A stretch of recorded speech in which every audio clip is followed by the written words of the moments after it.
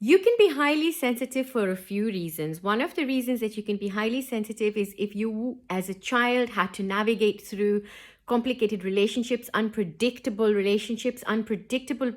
caregivers, when you had to wade through the possibility of a tantrum thrown by an adult. You didn't know what you had to do. Maybe you went through lengths just to try to please them, and you didn't know what your own limits are because all you ever wanted to do was make them happy. Maybe your parents were overcritical of you. Maybe they had really high expectations, high grades, or maybe they didn't care at all. But they were, whatever way, you became so sensitive and attuned because you had to, because your survival depended on it. So it was a bit like the Matilda effect. If you've seen that movie about a child called Matilda, and you had to get and become that highly sensitive. Now, these are the people who, when you grow up into highly sensitive adults, you're the ones who will be able to suss out what is most dangerous in a room of 50 people. You'll be able to suss out what's most dangerous in terms of relationships, in terms of even your office colleagues. Now, this is where you'll either be attracting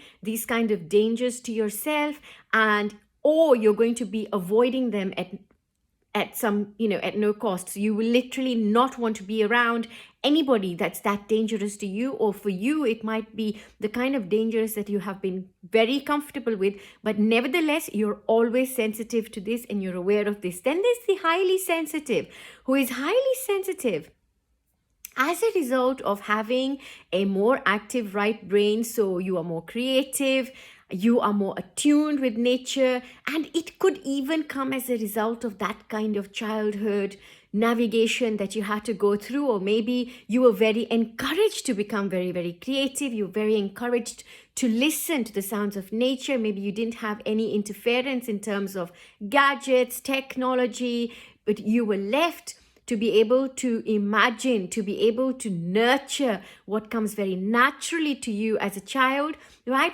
Or maybe that's the way you were. You have already been born as a highly sensitive person, as a highly sensitive child, because you're an old soul. You've already walked the earth many times before, and you're already attuned.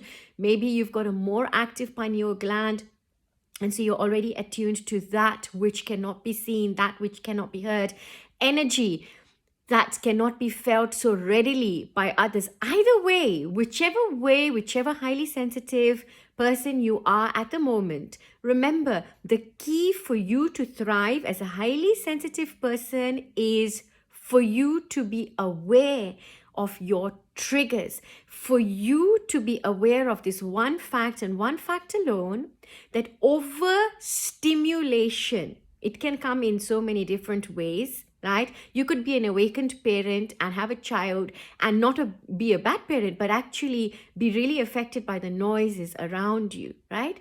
You could be working somewhere and there might be certain sounds, there might be certain smells, there will be different things that stimulate. So the one key for you to thrive as a highly sensitive person is to know what is enough, to know your boundaries. When do you say, right, I now need to get on top of this stimulation. I no longer want to feel this stimulated, because that overstimulation moves you into overdrive, moves you into exhaustion, moves you into burnout. So it's highly important for a highly sensitive person to get as much self-care as possible and be aware of all that is, which brings you into that feeling of fatigue. Because remember, you don't operate as other people. You are so sensitive, you will be picking up things even when you don't want to.